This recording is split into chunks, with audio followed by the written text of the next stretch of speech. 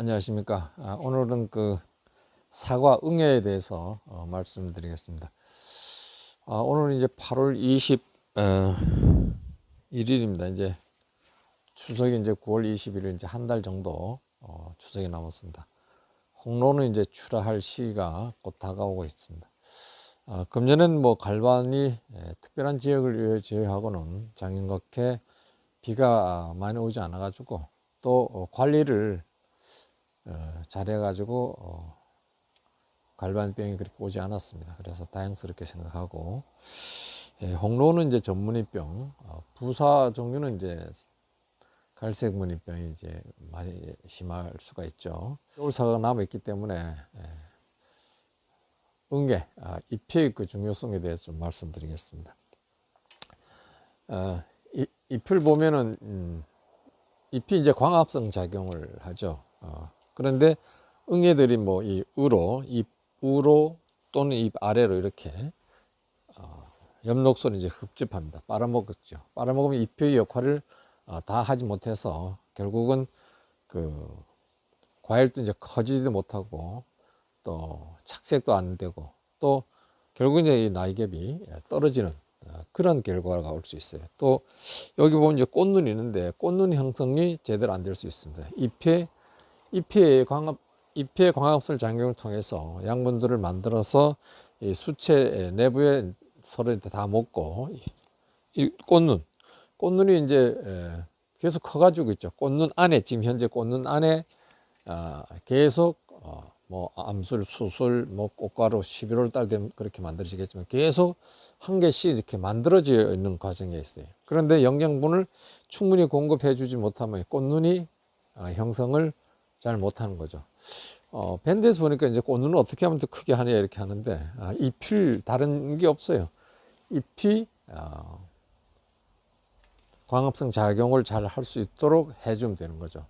그래 광합성 잎이 예를 들어서 좀 힘들다고 하면은 마그네슘을 주면 이제 잎이 더 왕성하게 해주는 그 역할을 합니다. 그래서 그렇다는 것을 말씀드리고, 응애는 그 사과 응애가 있고 점막이 응애가 있습니다. 사과 응애는 이 우쪽 나무 상단에 분포해 있어요. 겉으로. 점막이 응애는 밑에 있습니다. 밑에. 응지 정도 햇볕을 싫어하는 거죠. 점막이는. 그래서 점막이 응애는 이제 이 잔디 또 이제 낙엽이 떨어졌는데 이런데 붙어서 또 이런 잡초 이런 데서 이제 있습니다. 그 껍질 부분 이런 데 있고, 그러다 이제 점막이는 이제 3월 이후에는 그 이동을 하게 되겠죠. 이동해서 나무로 올라와 가지고 그 연간 뭐 8에서 10세대가 이렇게 경과하게 되겠습니다. 그래서 다시 또 10월이 되면은 10월이 돼 가지고는 다시 이제 월동형 그 성충으로 이제 또 이동돼서 또 이 과일 꽃받침이죠. 꽃받침 부위에서도 이렇게 부착해서 있기도 합니다. 그렇기 때문에 이제 뭐 과일 다 생성했을 때 수출할 때도 그 밑에 붙어 있으면 안 되죠. 수출이 제한되기도 합니다. 그래서 이 응애는 그 온도에 따라서 이제 번식률이 굉장히 빠릅니다. 30도다 이러면은 한 23배 정도, 뭐 25도다 그러면 13배, 뭐 22도라 하면 5배, 18도 이상이다 하면 이제 3배 정도, 이런 그 배수적으로 수적으로 온도에 의해서 이제 변화갑니다. 부사에게는 이제 이런 응애약을 이제 줘야 됩니다. 그래서 9월 달 정도 8월 상순 주고 9월 달 돼서 한번 그 상황을 보고 응애가 있으면 약을 쳐줘야 된다. 그 응애약도 보면은 그 알에 이제 죽는 알도 깨어나지 못하게 하는 그런 약재가 있고, 또 성충 산란한 그 자체를 죽이는 약도 있고 이렇습니다. 그래서 응애약 같은 경우에는 그 가격적이면은 가장 싼 약서부터 시작해서 5월 달에 시작, 5월, 6월 달 이때부터 시작해 가지고 일주일 간격 아니 10일 간격, 뭐 8일 간격 이런 식으로 해서 약재를 한 한 3번, 4번 정도 연간 그렇게 이제 쳐줘야 되겠습니다. 그렇게 쳐줘야만이 응애 발생을 얕게 해주는 그런 경우가 되겠습니다. 그 약제를 한번 보면은 이 응애를 이제 예방하기 위해서는 그 기계유제, 발아기 때 이제 기계유제를 이제 주게 된다. 월동하고 있는 응애 알들을 깨어나지 못하게, 그래서 깨어나지 못하게 이제 거기 붙어서 뭐 죽거니 하게끔 이제 하고, 5월경 돼서는 이제 모멘트라든가 시나이, 그 다음에 인베론, 지존 뭐 이런 것 약제들은 이름은 지금 현재 틀리게 불렀지만은 다 같은 종류예요. 그러니까 이건 작용기작이랍니다. 작용기작. 원제가 뭐냐? 원제가 같은 약제를 이름은 틀리다고 해서 이렇게 치면 안 돼요. 그래서 그런 것만 신경 써주면 됩니다. 그 다음에 이제 7월경 정도 돼서는 파워삿, 응원. 요것도 파워삿이나 응원은 같은 약이에요. 같은 사이고, 아크라마이트라든가 가네마이트, 요건 이제 각각 다른 거죠. 요거 이렇게 해서 약제가 작용 기작이 다른 약제를 쳐줘야 된다 이런 얘기예요. 작용 기작이라는 것은 어떤 방법으로 그런 응애를 죽이는 방법을 가지고 이제 작용 기작이라 합니다. 그래서 한번 예를 들어서 뭐 몸에 닿았을 때 죽는다든가 뭐 아니면 흡집해서 약이 이런 엽록소에 들어갔을 때 이게 이제 흡집하다가 빨아먹고 죽는다든가 뭐 이런 것이 어떤 죽는 방법이 이제 작용 기작이라고 이렇게 얘기합니다. 8월 이제 상승 경계에 대해서 이제 밀레노크, 뭐 마스터로프, 뭐 버터맥, 돌보미, 올스타 이런 그런 약제들이 있습니다. 이런 약제들은 작용 기작을 이제 고려해서 사용하시면 되고, 또 이렇게 저 같은 경우에는 이제 그 응애가 없어요. 응애를 이제 어떻게 있는지 없는지 판단하려면은 물론 이제 기부 쪽에 나무를 보면 이제 안쪽 부분, 아까 얘기한 대로 그 점막이 응애는 햇볕을 별로 싫어한다 했으니까 안쪽에 들어있어요. 안쪽 부위, 나무에 이래 있다면 이 안쪽 부위에 작은 잎, 과총력 버튼 부분, 그 부분에 뜯어갖고 이 흰 종이라든가, 흰 종이도 그렇게 톡톡 털어보면 흰 종이 보여요. 눈을 보입니다, 사실. 그래가지고 이렇게 싹 비비면은 종이가 시뻘개져요. 그렇게 할 수도 있고, 또 이런 그 결혼식 때 있는 요 장갑을 찌고 그것을 잎을 따서 요 장갑에다 이렇게 털어도 돼요. 이렇게 보여요. 그 다음에 이제 쓱 비비는 거예요. 쓱 비비면은 이게 이제 귤색이 나기 때문에 귤색 색깔이 이 피가 터지는 피가 모습 보이고, 피가 사과응애가 이렇게 보면 피가 터지기 때문에 피가 있는 모습 보이고, 또 그렇게 보담도 요새는 이제 핸드폰 가지고 요 뒤를 이렇게 뜯어가지고 여기 핸드폰 찍습니다. 찍어가지고 이렇게 손을 이렇게 벌려 보면은 이게 확대되겠죠. 확대되면 이제 핸드폰을 보면은 보입니다. 그래서 응애가 있다고 판단되면 이제 약을 치라 하는데, 사실 있는지 없는지 그걸 찾기 어려워요. 그래서 약제를 이제 제일 싼 것부터 시작해서 5월 달부터 약제를 쓰고, 또 이 4월, 5월 이렇게 이제 그 꽃봉오리가 이렇게 맺혀질 때 막 이렇게 나올 때 정력이 직전, 거기 보면 이제 그때 당시에 이제 이 아들이 벌써 이 응애들이 이제 고개에 모이면서 그때 당시에는 사과혹 진딧물이라는 건 여기 찌글찌글하고 여기 톡톡 불어나요. 혹 뭐 이렇게 톡 불어나고, 이게 나중에는 이렇게 쭈글 해주고 뭐 이래 돼요. 쭈글 해주고 혹진딧물이. 그리고 이게 심하면 여기 이제 유곽이, 과일이 조그만 거죠. 유곽 작은 그거까지도 뭐 시뻘게 되고 이렇게 과일 다 망가질 수가 있어요.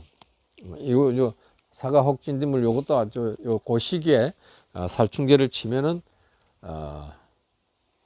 그런 그 사과 혹진딧물은 없어진다. 사과 혹진딧물은 약주 그때 좀 쳐줘야 돼요.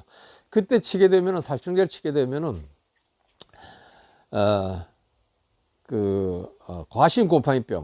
과신곰팡이병도 없어집니다. 생기지 않습니다. 과신곰팡이병은 그 비가 오거나 그때 꽃이 수정될 때 그때 이제 비가 오면 과심이 그 과일 꽃 그 받침 밑에 거기에 있다가 거기 벌어질 때 과일을 막 만들어질 때 그걸 쏙 들어가요. 그 약을 치면 약을 죽기 때문에 안 들어가는데 그 쏙 들어가게 되면 과일 속에 들어가서 과심을 이제 부패시키는 거죠. 썩게 만듭니다. 그렇게 되기 때문에 비가 반드시 오면은 그 날씨 그 시기를 봐서 약을 쳐줘야 되겠다 하면은 그 시기에 약제를 이제 살포를 해주는 것이 과신 곰팡이병 예방이 됩니다. 요건 이제 저 같은 올해 이제 한 개를 땄어요. 과신 곰팡이병 하나 있었습니다. 하나. 그렇고 작년에는 뭐 2개 있었고 꽃썩은병도 있었고 이렇습니다. 그래 하나하나 저희 가온에 제가 이제 공부를 하면서 예방을 미리 이제 모든 것은 이제 미리 해야 되거든요. 그래서 이제 병이 처음에는 이제 할 때 이제 병이 많았었는데 지금은 병이 거의 이제 없습니다. 그러니까 과신 곰팡이도 올해 하나 땄지만은 그렇고 또 꽃송은병은 또 이 산간지방에는 이제 많이 생겨요. 그리고 고지대 이제 꽃송병이 많이 생기는데 올해는 그 뒤에 저희 과원 뒤에다 이제 나무를 다 베서 그런지 꽃송병이 올해는 없었습니다. 다행스러워요. 굉장히 많이 있었거든요. 꽃이 썩어요. 꽃이 썩고 이렇게 마르고 수정이 안 되는 게요. 그리고 또 과일도 유곽이 조그만 과일도 이렇게 진물이 나와요. 진물이 꽃송은병은 과일이 이제 형체가 만들어내는데도 불구하고 그러니까 이제 과신곰팡이처럼 과신곰팡이는 과일이 다 커서 이제 보이는 모습이고 꽃송은병은 조그만 과일 그때 벌써 그러한 증세가 나타납니다. 그래서 이 미리 약제를 쳐서 이제 예방을 해야 된다. 이런 말씀을 드리고 지금 응애 얘기를 했는데 응애를 그래서 저거 이제 응애가 없다 그랬죠. 없다 그랬는데 없는 이유는 과일 나무 밑에 풀들이 지금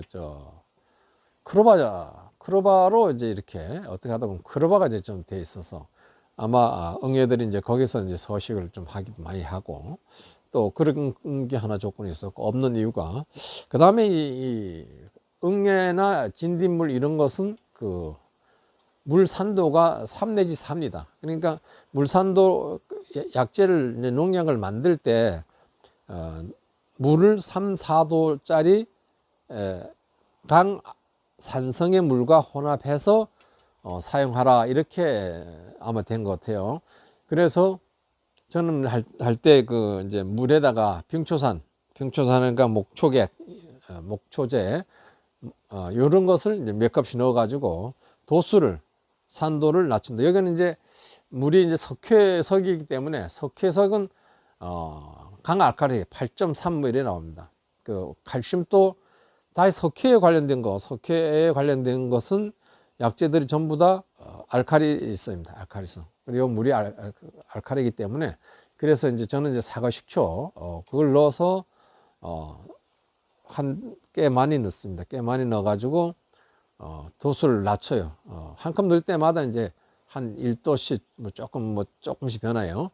그래서 한 5컵 정도 500리터에 넣습니다. 넣어가지고 넣으면은 5.4점 얼마 이렇게 나와요. 그래서 그 다음에 이제 응애약을 넣어서 혼용해서 단독으로 쳐요. 다른 약재를 넣으면 다른 약은 농약은 이제 5 내지 6.5 사이에 이 농촌의 그 물과 이제 혼용해서 써야 되는 거예요. 다른 약재는 일반 뭐 해충이라든가 뭐 살균제 이런 거. 그러나 또 이제 나방류 같은 경우에는 알칼리성이에요. 강알칼리성 8, 9 뭐 이렇게.